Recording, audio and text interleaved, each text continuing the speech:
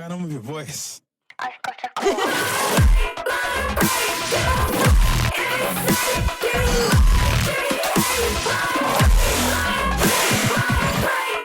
Welcome to the Hell Island Reports podcast. I'm Kay. This episode features an interview with Anita, partner of activist, creative and trans woman Sarah Jane Baker, who was recently recalled to prison. Anita is part of a campaign called Free Sarah Jane Baker, who are raising money to send both to Sarah in prison, as well as helping Anita with living and campaigning costs. You're also able and encouraged to send messages of support to Sarah through an email, and court support demos are being organised by Free Sarah Jane Baker. Links in the show notes. Before the interview, here's a quick timeline of recent events that surround Sarah if you're not in the loop.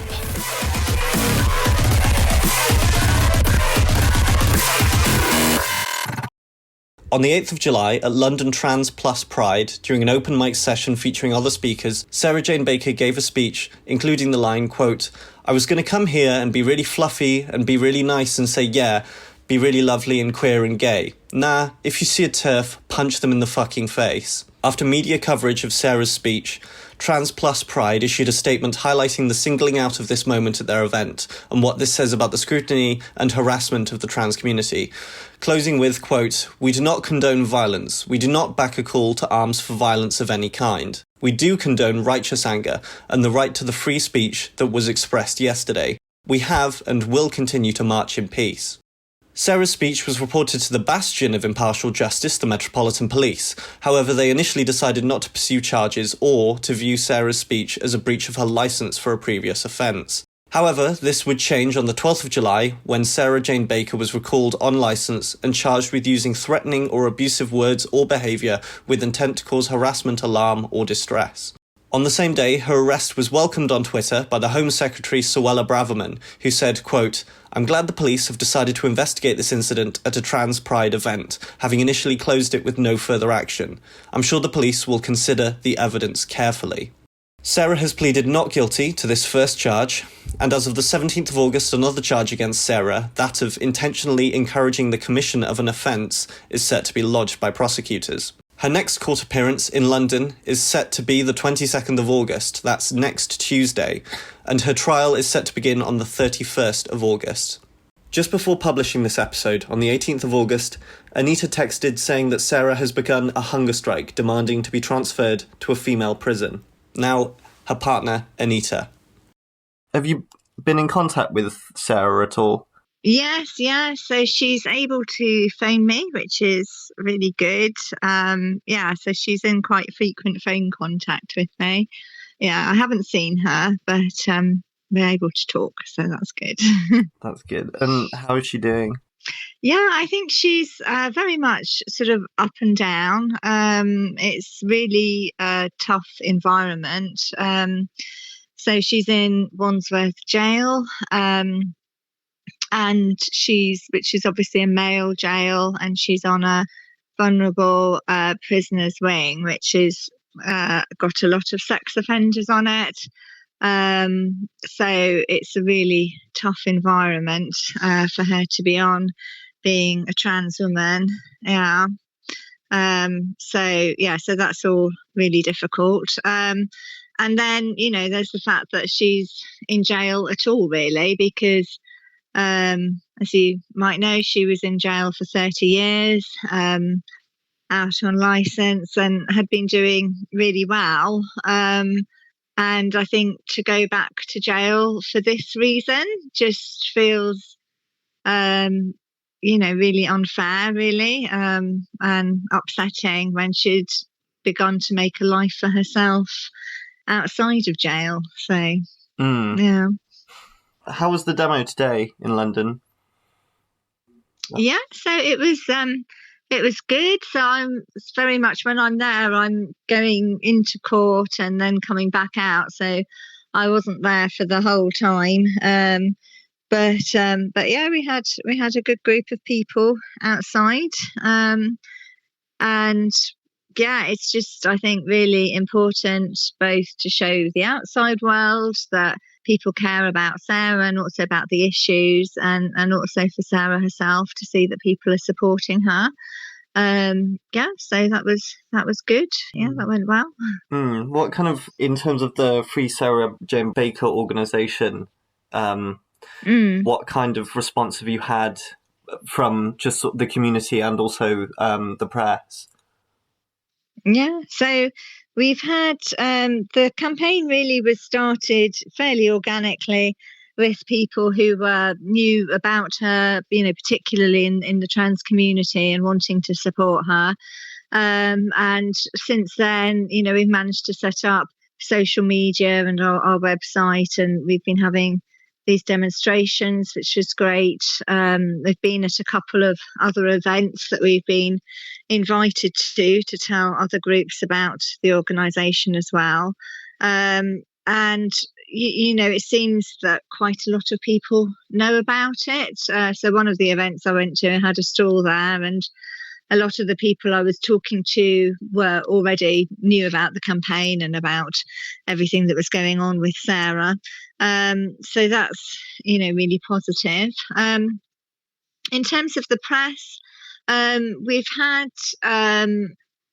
some press coverage from Gay Times and from Pink News, which has been supportive and been great. I think, we're wanting to sort of reach out to people, I think, now as the campaign has become a bit more established, and sort of broaden it out a bit.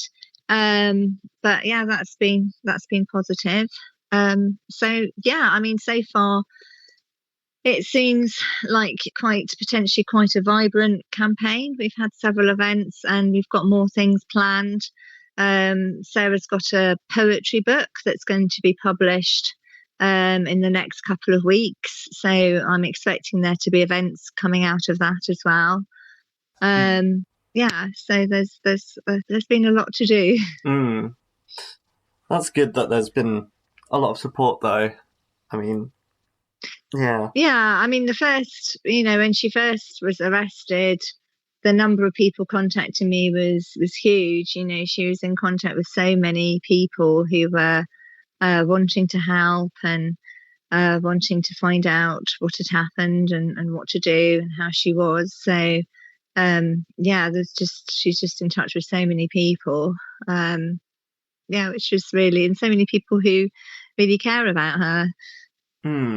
So just to move on to actually sort of the circumstances surrounding her arrest, quite a few people are speculating that it was in some way motivated after they reopened the investigation. Is that belief in a motivation something that you share? I mean, I think that, what happened, she obviously made her speech at Trans Pride, and I think that you can see from the initial response from police and probation how something like that would normally be dealt with. So originally the police didn't feel there was any need for further action, and probation were also of the view that this wasn't something that she would need to be recalled for. And both agencies changed their mind. So she was then arrested and charged and recalled. And I think it seems pretty clear that the difference with Sarah is about things like Daily Mail articles, and that when the police reopened the investigation, Sorella Braverman put out a tweet saying that she was glad about that, and that she was sure that they would look at the evidence carefully, I think was the phrase. So, so I think that to me, it looks as though this is something that is politically motivated, and she's been treated differently because of the politics of this. I mean, I think this is part and parcel of the culture war that is focusing so much on trans people. And although, it doesn't affect anyone quite so much as it's affecting Sarah right now, I think it is something that should be of interest to lots of people, because if this is what can be done to Sarah, then that's it raises a question about what can happen to other people as well. And it's, I feel like it is all to do with the push against trans people and the trans community as a whole, and coming down more harshly on protesters and freedom of speech. All of these issues, I think, are involved, and it's not a thing, I guess, in isolation. It's not that it's not all about Sarah. It's in the context of what's going on that's affecting our whole society. Yeah. So, I think there's sort of a basic thing about solidarity, that if you allow people to get picked off, then it's bad for everybody. And so it's really important for people to be in solidarity with each other when something like this happens. Yes, yeah. Are you getting a lot of you've talked a bit about like the support you've been getting, particularly from the trans community. Have you been getting more intersectional support? Like, is there any overlap with arrests, like the arrests of like ecological protesters, like Just Up Oil and things like that? Yeah, I mean, I think, people that are campaigning around trans issues are often campaigning about lots of different issues at the same time. So, yeah, a lot of the people are also campaigning around environmental issues and human rights issues and, things affecting migrants. So, yeah, I think that these things are all sort of interwoven. I know Sarah would say that actually it's not really about being trans, it's about freedom. And I think that's true. I think, you can see it the other way, that the government are waging a culture war against lots of groups of people in society that are, being treated as scapegoats for the fact that the government's not doing a good job at all in terms of cutting services and their management of the economy. So, yeah, I think these things are all interlinked. And, people that are campaigning on one issue are quite often campaigning on multiple different issues as well. Because, it is about people kind of having that freedom. Groups of people that sometimes, I suppose the powers that be want us to look at people as being different, and I think that's really dehumanizing. But all sorts of people are sort of labelled as different, whether they're trans or migrants, or, I think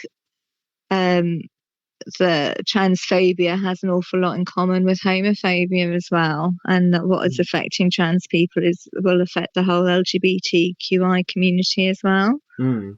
I don't know how much you can speak to it, because I'm not sure how long you and Sarah have sort of known each other. But after her release, she became quite ubiquitous almost in the sort of London trans political scene. I mean, what point did you meet her in her doing that? Yeah, so I met Sarah about a year after she was released. And I think Sarah's always been somebody to campaign, even when she was in jail. She was always writing letters to people and trying to network with people as much as she could, and trying to help people to stand up for their rights. So that's always been, things that she was interested in. Even before she came out of jail, she wrote 2 books while she was in jail, and her art is political. So, she's been getting things out and getting attention for ideas for a long time. So I suppose it was natural that when she came out of jail, she's going to carry on doing that and carry on campaigning. And I think doing that probably through lots of different means. So yeah, being on podcasts and writing articles in the press, and being part of events are things that she would do. Being part of protests, making speeches. But she also supported people very much on a one-to-one level as well. So there was a lot of people in lots of different ways that she was in contact with, who she would be supporting and trying to help, in whatever way she could.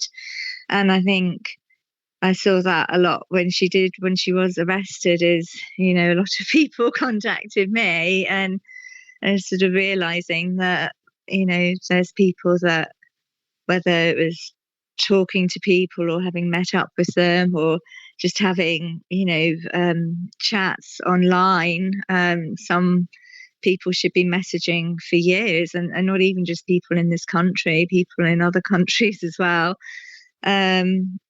that felt, she had really supported them and done a huge amount for them. So yeah, I think she's done these things on lots of different issues and on lots of different levels, and not just about trans people. I know she spent a lot of time with the Stop HS2 campaign in particular. She worked with Black Lives Matter. So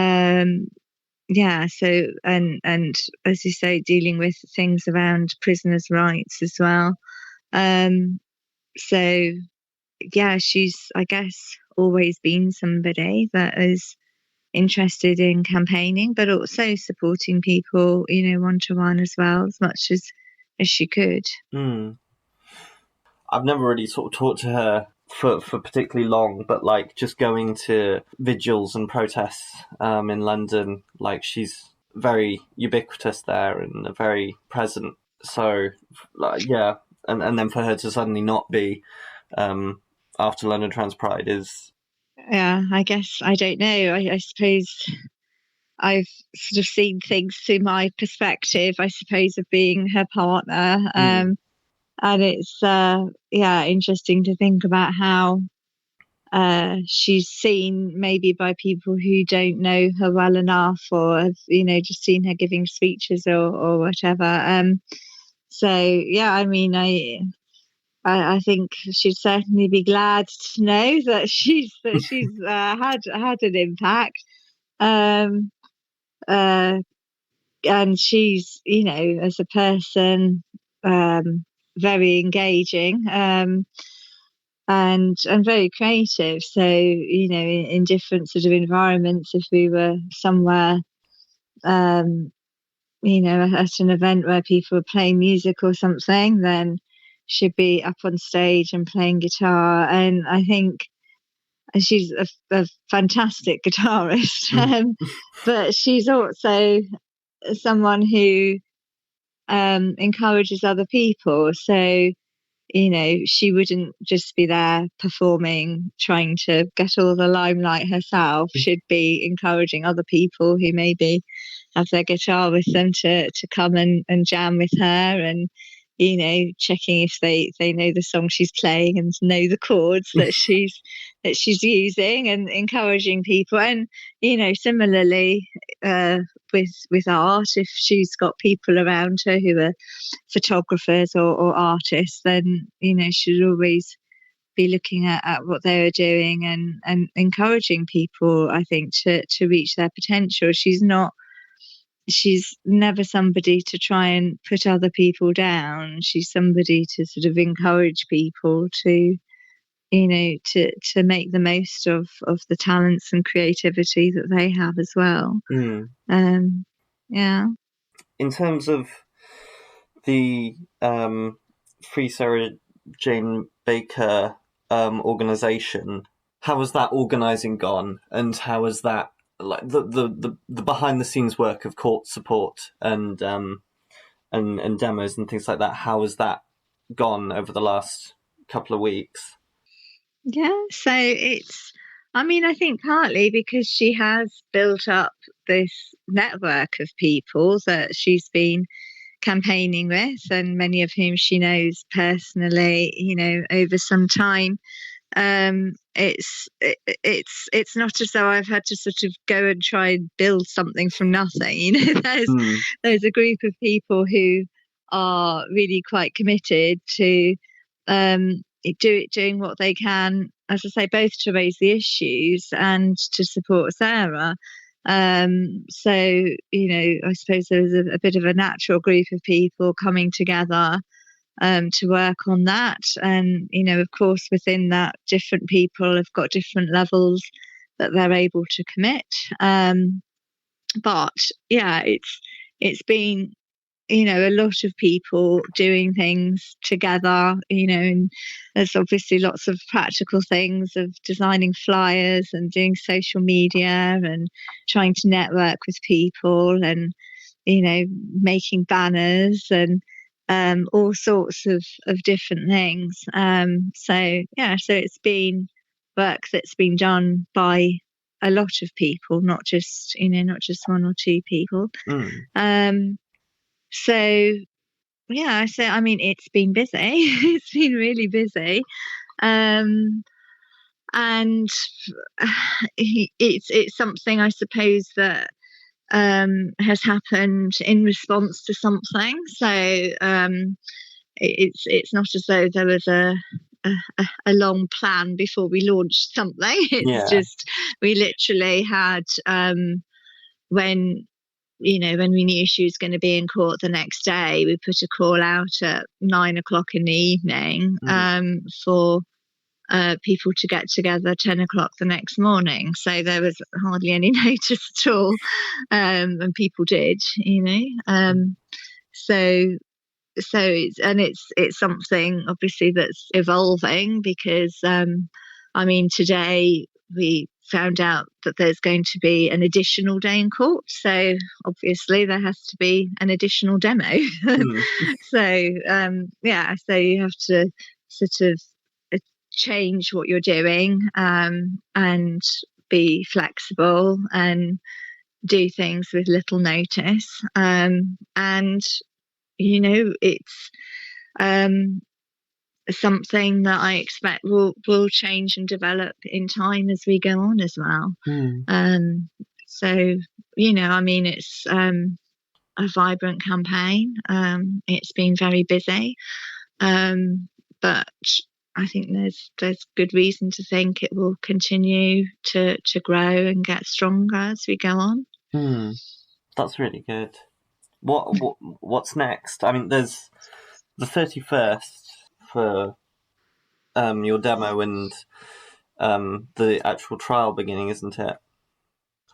Yeah, so what happened today is apparently the Crown want to put an additional charge, which doesn't sound as though it will make much difference. It's a similar sort of thing to what's already there, but the fact that they want to do that means that she needs to be in court to plead guilty or not guilty. And she was supposed to be in court today, but wasn't because the organisation of the court system is a complete farce. So I think somebody didn't put her name on a list of people that would have been transferred from Wandsworth to come to court. And then somehow, I think possibly because they thought she'd be in court in person, there then wasn't a video link for her to be on video link either. So you have court discussing something when she's not even there, which it amazes me that you have all of these very well educated and well dressed people speaking very politely in circumstances when it's such a complete farce. I don't know how they can keep their composure, really, but you just think, wow, if you can't even get the person that the case is about to be able to attend, how do you're supposed to be the people who are making these huge life-changing decisions, but you can't even sort out your transport or your video link. It's just I don't know. It would be funny if it wasn't serious, wouldn't it? But anyway, so you asked me what's next. I think I'm going off on a tangent. So what that meant is that they then needed an extra day in court. So that will be the 22nd. So that's the next date that we have. So that's Tuesday. So we've got a few days to pull a demonstration together, because we will have a demonstration outside court every day that Sarah is in court. And then after that, it will be the trial date is the 31st of August. So that's the next couple of things that we've got coming up. But I'm sure there'll be more to be announced soon. No, I haven't interacted with the court system myself, but like people around me, I've never heard a good story about the courts running efficiently or effectively, or and I guess it's particularly disgraceful, considering this is all based on the police you turning on dropping the investigation anyway. Well, yeah, I mean, it's, I don't know. You sort of look at these people, and it's all supposed to be about rules and laws, and yet how it's implemented just feels like it's arbitrary. I mean, I know, well, we might say, well, what do you expect, but it just seems so blatant. And yet, when you send somebody to prison, you have just a huge effect on their lives, obviously, and on everybody around them. And it just doesn't seem, I mean, when Sarah first was arrested, she was in a prison police station initially, and then you get sent to the jail from court, and there's literally no one can contact you. It's like she didn't have our phone numbers. I didn't know where she was. Her solicitors didn't know where she was. Nobody knew where she was. And you think, this is such a traumatic thing to happen to somebody, and for someone to be taken away to somewhere and told that they can't make any contact with any of the people that care about them for days. I just feel like I can't understand how, if in any way you think that prison can rehabilitate people, how you think that's going to help anything. It just seems completely inhumane and utterly unnecessary. And yet that's the norm. That's just what happens to people. And there's so many people in prison with serious mental health difficulties, and you're just putting them into a situation that's really traumatizing and removing all of their support. So yeah, I find I knew about a lot of these things before, from what people have told me about the justice system and about prison, but to have the experience of somebody that you love dearly just treated that way, is something else, really. So I think it makes the court support all the more important. So I don't know what your question was, I'm afraid. I can't remember. Neither. Just a bit of a tangent there, I think. But okay, I mean, do you have any? I mean, I can't imagine you must be thinking particularly far ahead with everything that's going on. But I mean, do you and or Sarah have sort of plans beyond the next month? Because I know there was talk somewhere about standing as an MP. Sarah doing that. There's her poetry. If there's anything else you're thinking about. I mean, she wanted to stand as an MP in the next general election. I think she won't be able to stand, I don't think, if she's in prison. I believe you can stand if you're just going to be in prison for a short period of time, but as she's on a life license, was on a life license, and is now serving a life sentence again. She wouldn't be able to do that while she's in jail. But when she comes out, she would be able to stand, in the next general election once she's out. So she has the poetry book coming out, and I think we have plans as a campaign for a number of other sort of events, but they're not completely confirmed yet. But we expect to have more to announce in the near future, because Sarah is a very creative person, and a lot of the people involved in the campaign are very creative as well. So we hope to do things like have exhibitions, poetry readings, other performances, different sorts of events over time, which hopefully will raise the issue, raise funds, and be enjoyable events in themselves as well.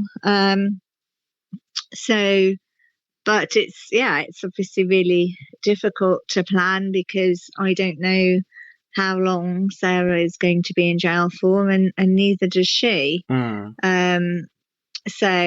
If anyone that doesn't know, that it doesn't matter what the outcome is in terms of how long she's in prison, if she's found not guilty in the current court proceedings, then she will still be in jail, because she was recalled to jail, because she was under license, and then she will be needing to apply for parole, and it's not clear when she might be able to do that. I believe they've got a big backlog in terms of processing parole hearings. The nearest idea that I've had about that, or been given, is that it's likely to be March or April next year at the earliest. So it's we'll have to see. It's very difficult to plan when you don't know what's going to happen. We'll have to see. But at some point she'll be out again, and I'm sure that she will be continuing to campaign. I mean, that's everything I had written down. I don't know if there's anything else you want to cover. I don't know, really. I feel I've done quite a lot of talking. I think just for people to sort of know how to get in touch with the campaign, that even if some of your listeners might not be based in London or even in the country, there's still things that you can do to support Sarah. You can send messages of support. There's a link to do that. There's an email address, and sharing social media, things like that. It's always very helpful. But there's a group of people in Brighton now who are setting up a campaign for her as well. I've got someone who's travelling back to Italy who will be talking to campaigning groups there. Wow. I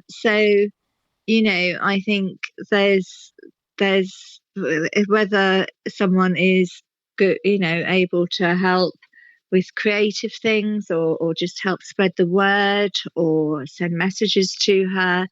There's many different things that can be done to support her. So, please, obviously, to listeners, just please do get in touch and help with the campaign. And that it's not just for Sarah; it's also really broad things about justice and about people not being sent to jail for political reasons.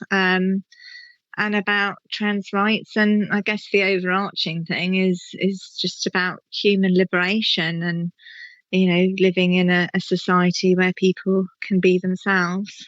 So there's lots of good reasons to get involved, and lots of different ways that people can do so. Okay, I'll be sure to put links to the campaign in show notes, and I'll add a section at the end just reading them out. I mean, if you want Can I say one more thing? Yeah, go for it. Of course. Just that I know Sarah would want as well to just say to everybody that's involved in supporting her how much she appreciates it, and that she loves you all. And yeah, I know she just would want me to pass that on. Yeah. Thank you so much to Anita for her time. Links to the website, the crowdfunder, social media, and an email address to send messages of support can all be found in the show notes, but the main site is freesarahjanebaker.com. If you have ideas or want to get involved in the campaign, you can also message through the website. If you're in London or able to travel, the next demos planned in support of Sarah are being held 10 a.m. on the 22nd of August, that's next Tuesday, at Westminster Magistrates Court, and 10 a.m. on the 31st of August at the City of London Magistrates Court. Our opening and closing music is Mindbreak.018M by Free99. It's not really about being trans, it's about freedom. Thanks for listening to Hell Island. More reports soon.